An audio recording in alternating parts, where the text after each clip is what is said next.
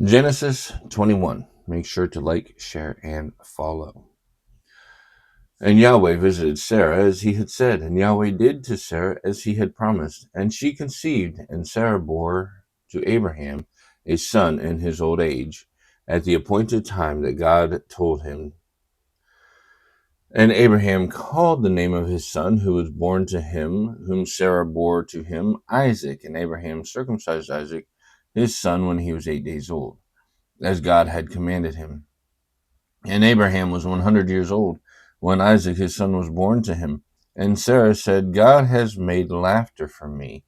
All who hear will laugh for me.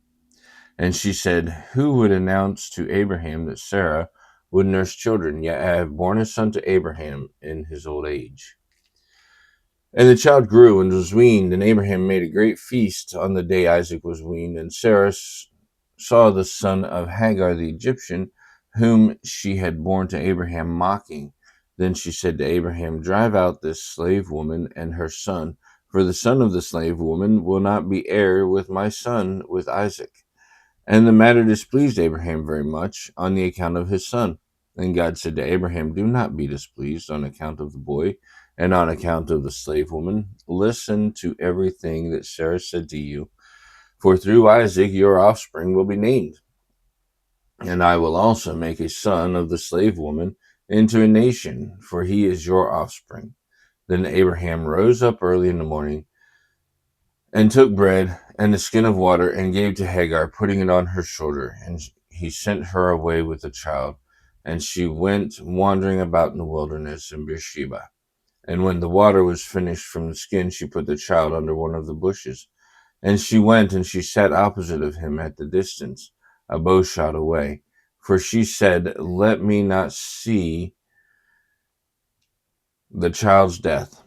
So she sat away from him and lifted up her voice and wept. And God heard the cry of the boy, and the angel of God called to Hagar from the heavens and said to her, what is the matter, Hagar?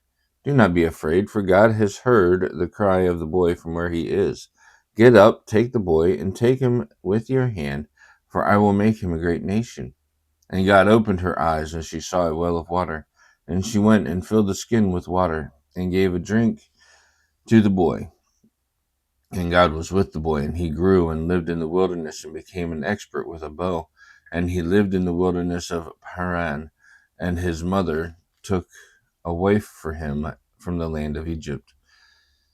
And it happened that at that time Abimelech and Phicol, the commander of his army, said to Abraham, God is with you in all that you do. So now swear to me here by God that you will not deal with me falsely, or with my descendants, or with my property, according to the kindness that I have done to you.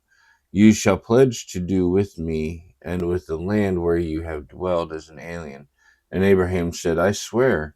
Then Abraham complained to Abimelech that on account of the well of the water that the servants of Abimelech had seized.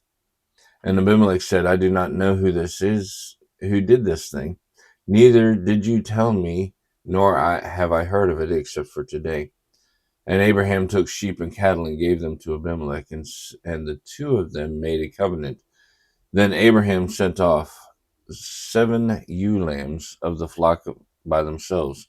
And Abimelech said to Abraham, what is the meaning of these 7 ewe lambs that you have set off by themselves? And he said, you shall take the 7 ewe lambs from my hand as proof on my behalf that I dug this well. Therefore, that place is called Beersheba, because there's the two of them swore an oath.